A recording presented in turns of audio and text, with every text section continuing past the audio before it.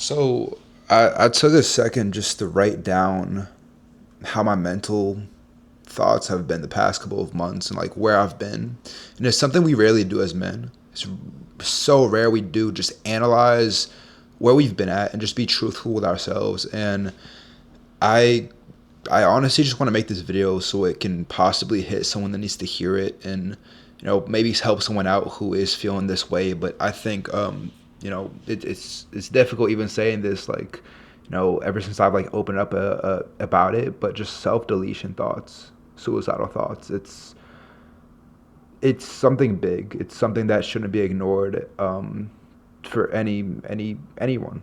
If you're a man, woman, whatever, especially men, I think it's definitely a suppressed, ideology that we need to ignore our feelings, suppress all of our thoughts, suppress how we feel, and just, be expected to perform on a high level every single day. And it feels like the expectations, especially for people who are young, are just through the roof these days. And like the reality to hit those expectations are just, it feels unrealistic at times. And, it feels good. Like, again, like the past couple of days, I've been in a really good mental state compared to where I've been at mentally the past couple of months. And it feels good just to be open up and, like, I really don't think that this is like my last time really dealing with these kind of thoughts, but I do believe that I've been able to overcome it for the time being and be able to really, have control and have awareness of where I was at mentally. So I took a second just to write down like where I've been the past couple of months, and I just wanted to share it with you, share my story with you, and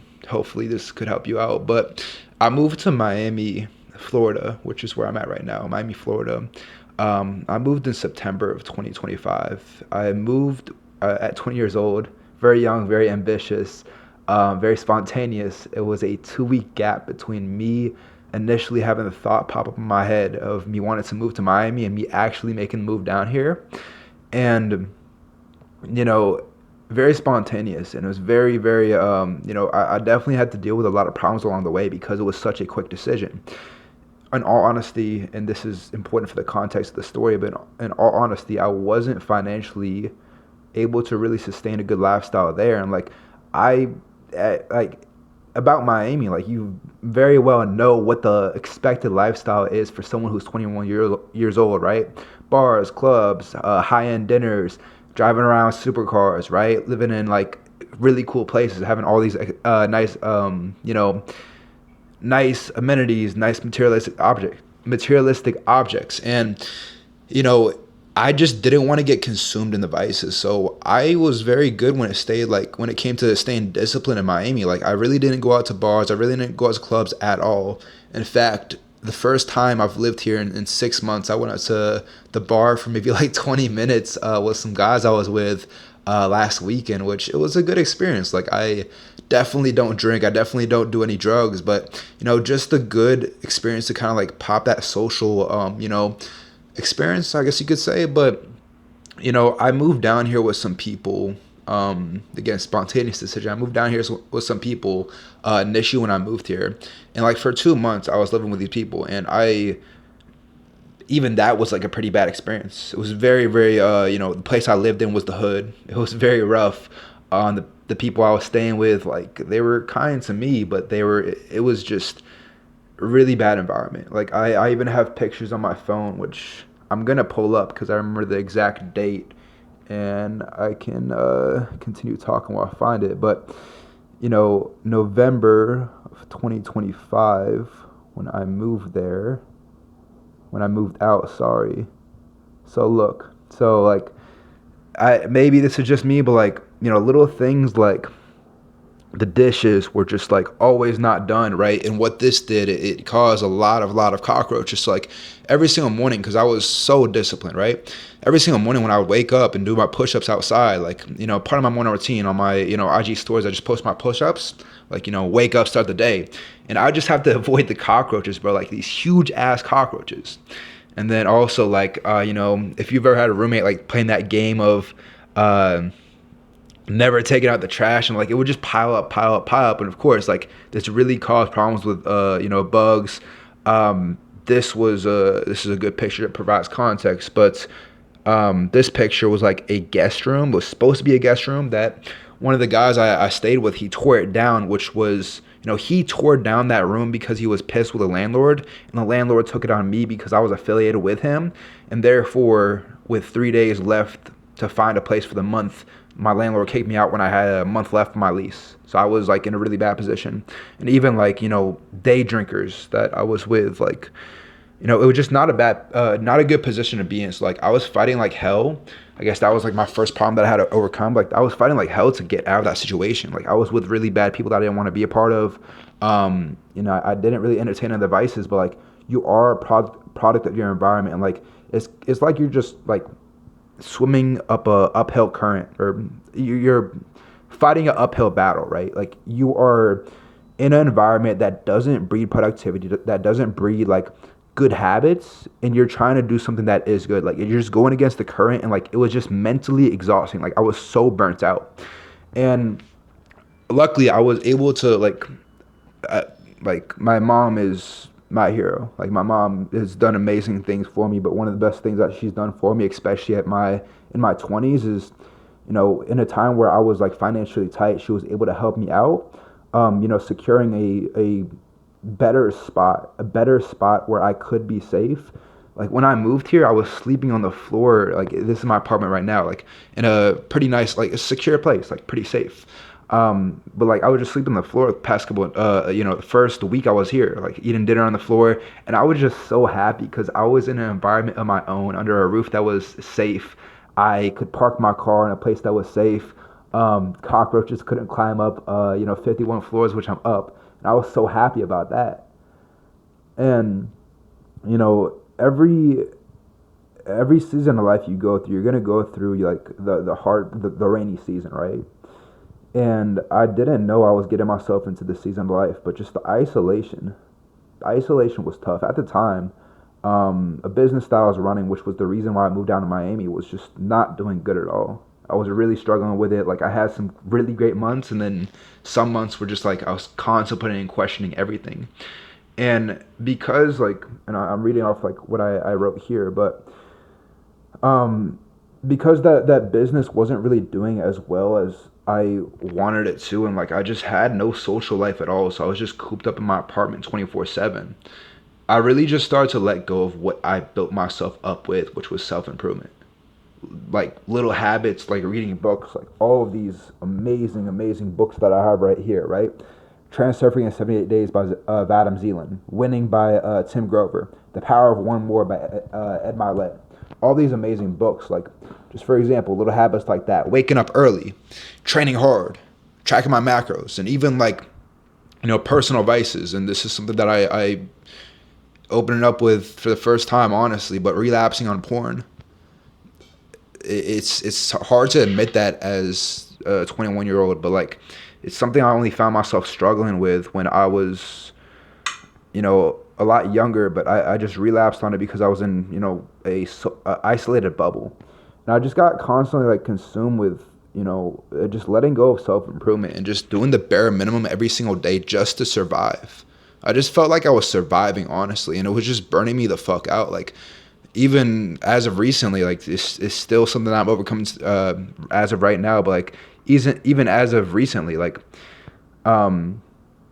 just getting being able to wake up early is just super challenging. For me, like I was sleeping past maybe like 10 or 11 a.m., which is unheard of for me.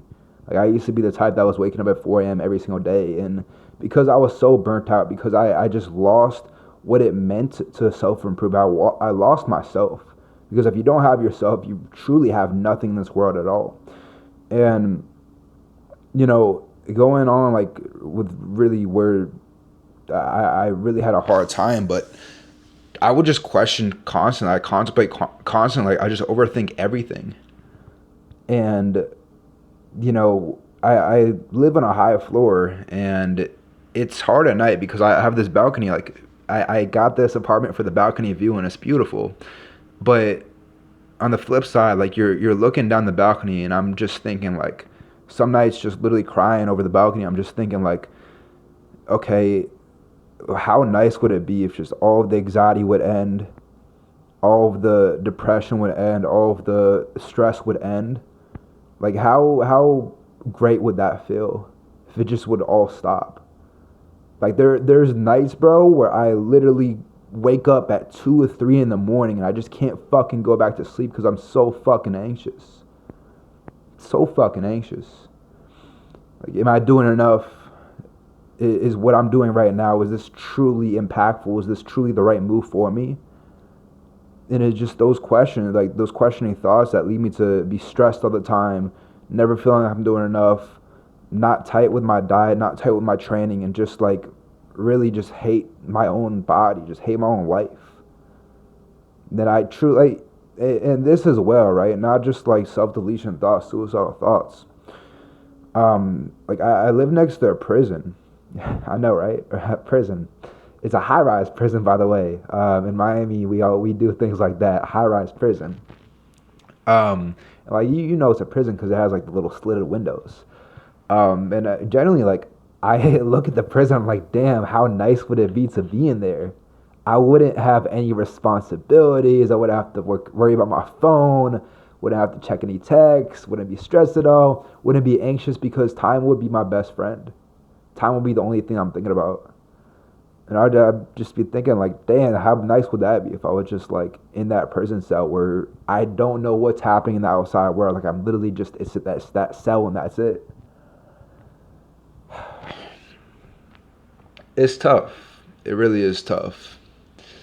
And it's generally something that's going to make or break you. I really do believe that this city is going to break you down before it makes you. It really is. And it's hard to really open up about those things, but genuinely, like, even, when I even thinking about self-deletion, right?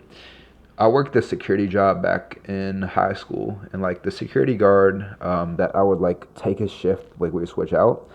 He said, yeah, I was taking him from a overnight shift, and like he said that he, like, last night there was someone who took their life from like a security job I worked was like in a building in Richmond, right? So like if you jump from that height, like, yeah.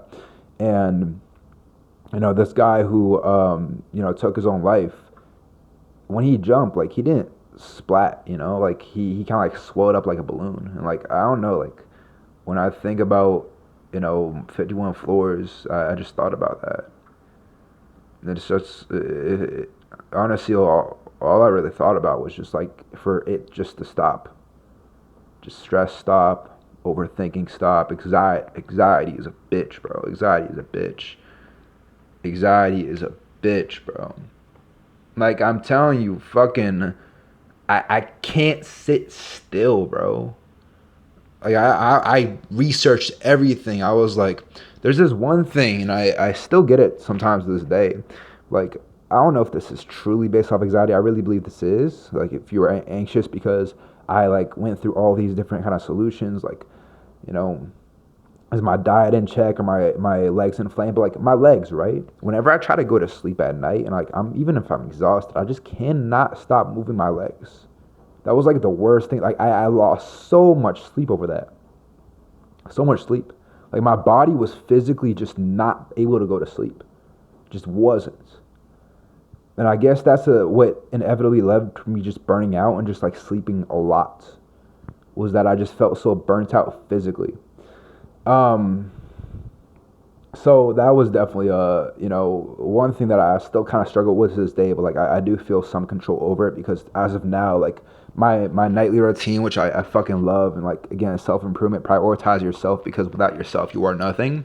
I just like, I don't know, like I just like practice it over and over and over again, but like when I go to sleep and I have these thoughts where I'm just overthinking, because at times, like, bro, I can just sit in my bed for hours and just overthink. No phone even near me, just overthink. And I honestly, I was just like scared of my own thoughts. Where was I going? Yeah. So like what I did to kind of like combat that was just like say, okay, the past, why would I overthink about things that already happened? Why would I replay events that already happened? The future hasn't happened yet. I am in the present right now. The present is a gift for me. Like, focus on the present. That is what, like, led me to really, just control my own thoughts. And like, as soon as I had that, like every single night, I just remind myself of that. Like when I go to sleep, like the past is the past, future hasn't happened yet. And the present is a gift right now. Like just focus on the present. Like there are no thoughts in the future. There are no thoughts in the past. Like the future is, the past is, sorry, the present is right now. And I just like get to a point where I just can control my own thoughts and I just drift to sleep, and it feels fucking great, bro. It feels fucking great.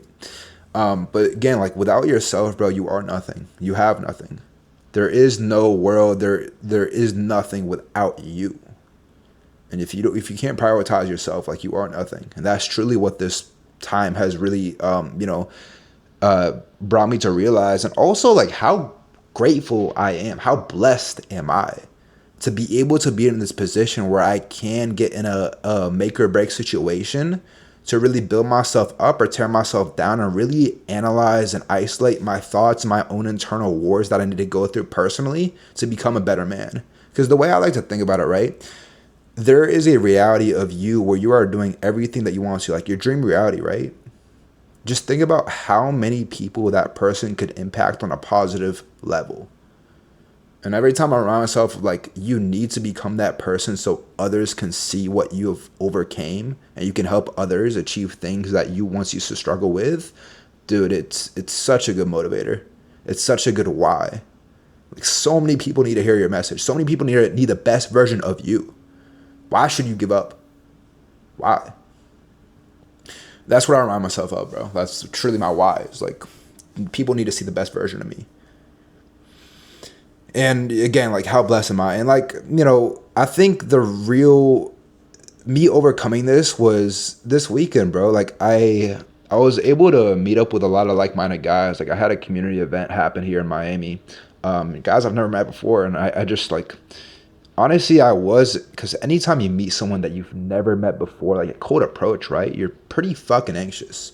And I recall, like, even though this is like the city I'm used to, like, we were meeting up at this one restaurant, like people I've never met before, don't know anything about them, like, except the fact that they're like-minded in the same community as me.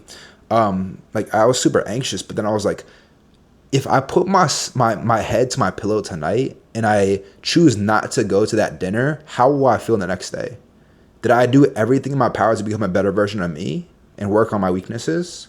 Like, the anxiety is like something you feel like briefly, like before it happens.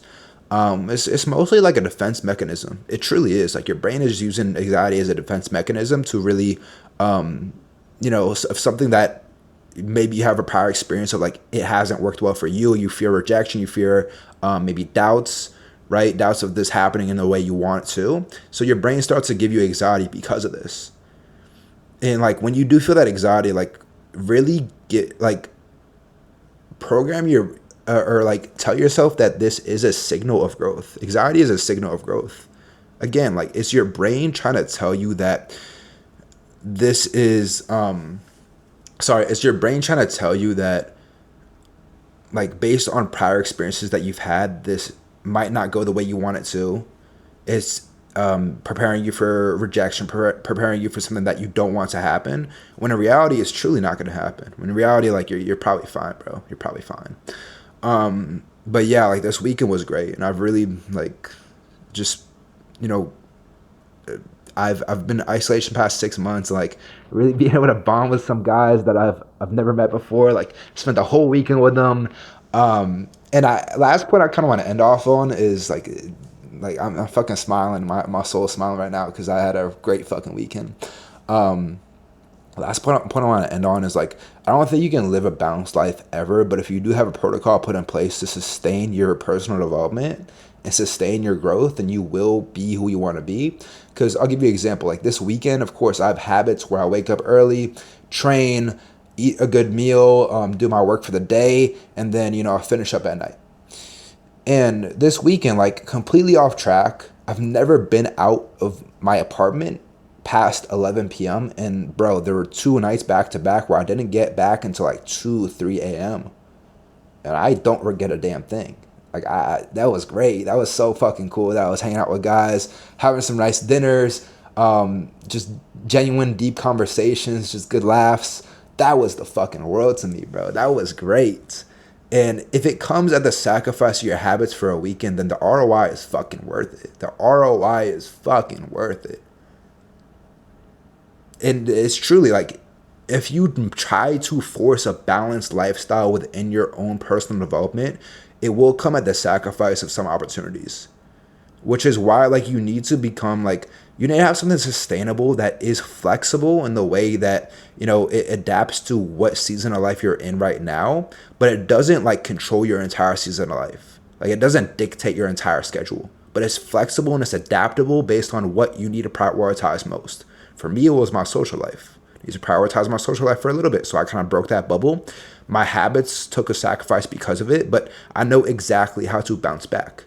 I have a system, a bulletproof system put in place so I can bounce back within my diet, within my training, within my own personal habits, within my self-development, within my business. It's all systematic, bro. It's all systematic. But yeah, I want to end off on that point, honestly, because I do feel like I kind of I put some good points out there for my opinion, but I truly hope this message hits someone who needs to hear it. It took me a lot to honestly just type that out, and yeah, I hope, you know. Last thing, I promise I'll leave this off with, but we are all alone in this together. We truly are. We truly are all alone in this together. I got your back, bro. My IG is in the description of this video. Please hit me up. Like, I know how it is in isolation. Isolation is a bitch, bro. Yeah, I'm ending off this video here, and I appreciate y'all watching.